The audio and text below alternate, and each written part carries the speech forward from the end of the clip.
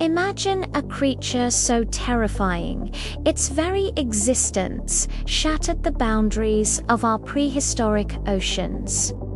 But what if the monstrous images we've been shown for centuries were nothing more than elaborate hoaxes crafted to deceive and amaze? Get ready to dive deep into the murky waters of ancient sea, monster myths, and uncover the surprising truth behind some of history's most compelling fossils.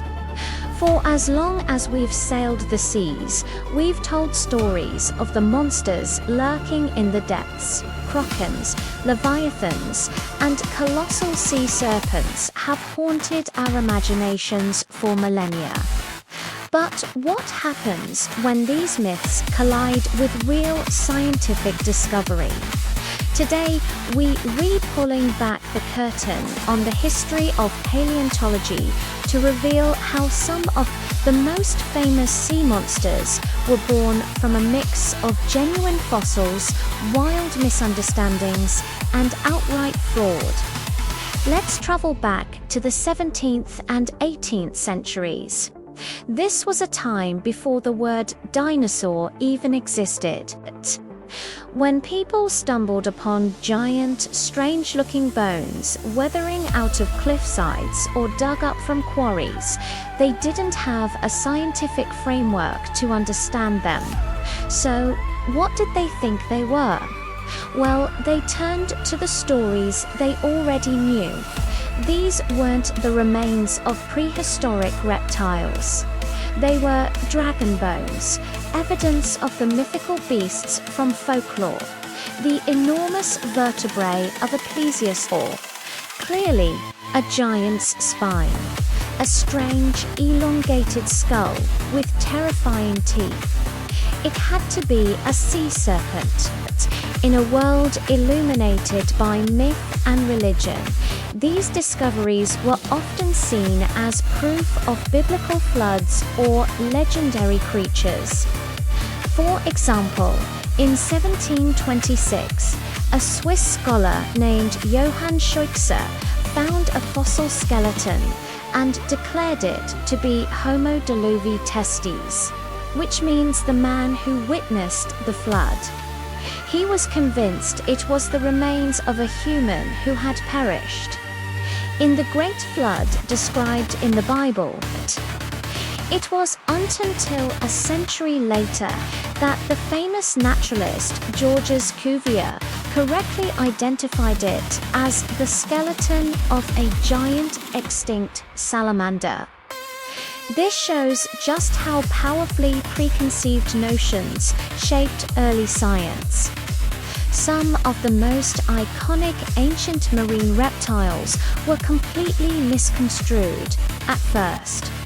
Take the ichthyosaur, the fish lizard, when the first complete skeletons were found by Mary Anning in the early 1800s.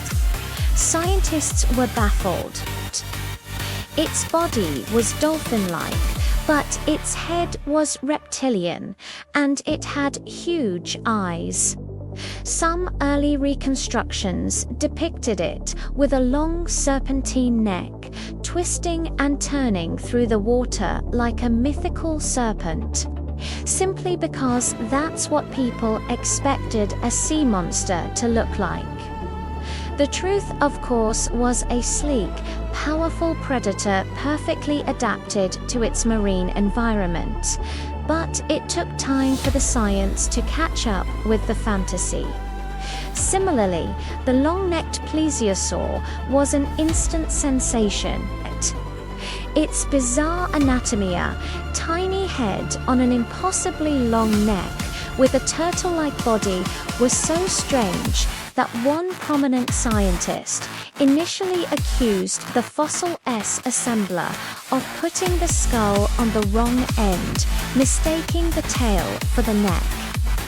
This was the perfect real-life monster to fuel the public's imagination, blurring the lines between what was real and what was myth. This fertile ground of public fascination and scientific uncertainty was ripe for exploitation.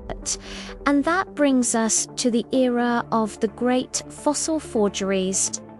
The 19th century was a hotbed for what you might call paleo-sensationalism. Museums were a new and popular form of entertainment, and they were in a fierce competition to display the biggest, most spectacular skeletons. And if you couldn't find a complete one, well, maybe you could create one. Enter Albert Koch, a German-born showman and fossil collector who was P.T. Barnum's biggest rival in the monster business.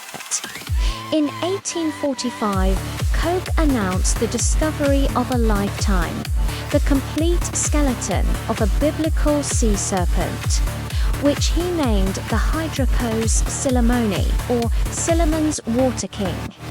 He claimed it was a colossal serpent, stretching an unbelievable 114 feet long.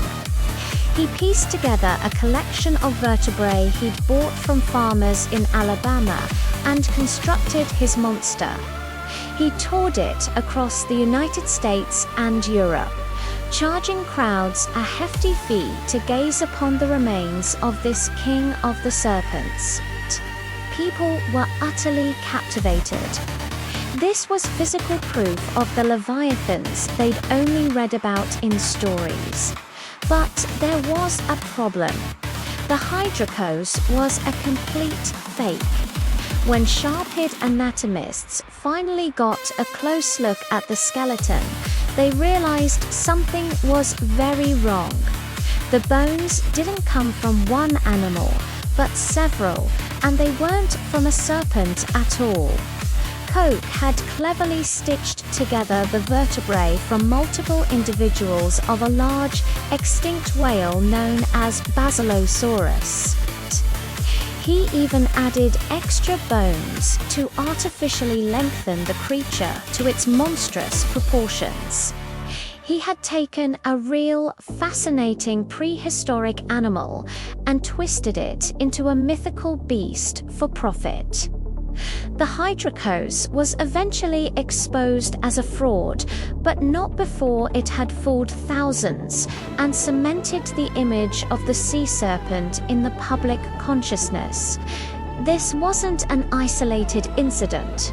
The allure of discovering a monster was so strong that even well-meaning naturalists could be led astray. A famous case from Japan involves the Shishikubiru, or lionhead dragon.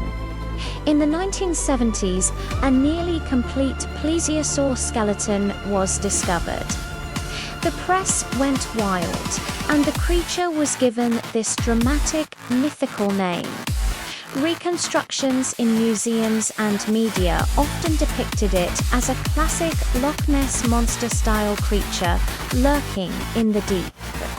While the fossil itself was real and incredibly important, its popular portrayal was pure fantasy, designed to capture the public's imagination in the same way Koch's Hydrocos did a century earlier.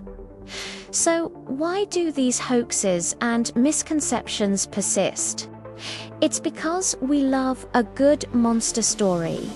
The idea of an unknown, powerful creature from a lost world is thrilling. It speaks to our primal sense of wonder and fear. The Loch Ness Monster is a perfect modern example. Many point to a blurry, black and white photo from 1934, the surgeon's photograph, as definitive proof of Nessie. For decades, it was the iconic image of the creature looking remarkably like a plesiosaur. But in the 1990s, the photo was revealed to be an elaborate hoax, staged using a toy submarine with a sculpted monster head attached. Yet, even with this confession, the myth of Nessie endures. People want to believe. The image of a prehistoric survivor in a Scottish loch is simply too romantic to let go of, even when the evidence points elsewhere. The stories of the hydrocos and other fossil hoaxes aren't just quirky footnotes in history. They teach us a valuable lesson about science and storytelling. Science is a process of discovery, of slowly piecing together the truth from fragments of evidence. It's often messy, with plenty of wrong turns and corrections along the way. But the stories we tell ourselves, the myths of dragons and sea serpents are powerful. They can shape how we see the world and even how we interpret scientific fact. The true stories of creatures like the ichthyosaur, the plesiosaur, and the basilosaurus are arguably more incredible than any myth. These were real animals that ruled the oceans for millions of years, with adaptations and behaviors more wondrous than any dragon we could invent. By untangling the hoaxes and misunderstandings, we don't lose the magic. We find it in the truth. We get to appreciate these magnificent ancient rulers of the sea for what they truly were. Thanks for diving into the deep past with us today. If you enjoyed uncovering the truth behind these fossil myths, be sure to hit that like button and subscribe for more adventures into the history of our planet. See you next time.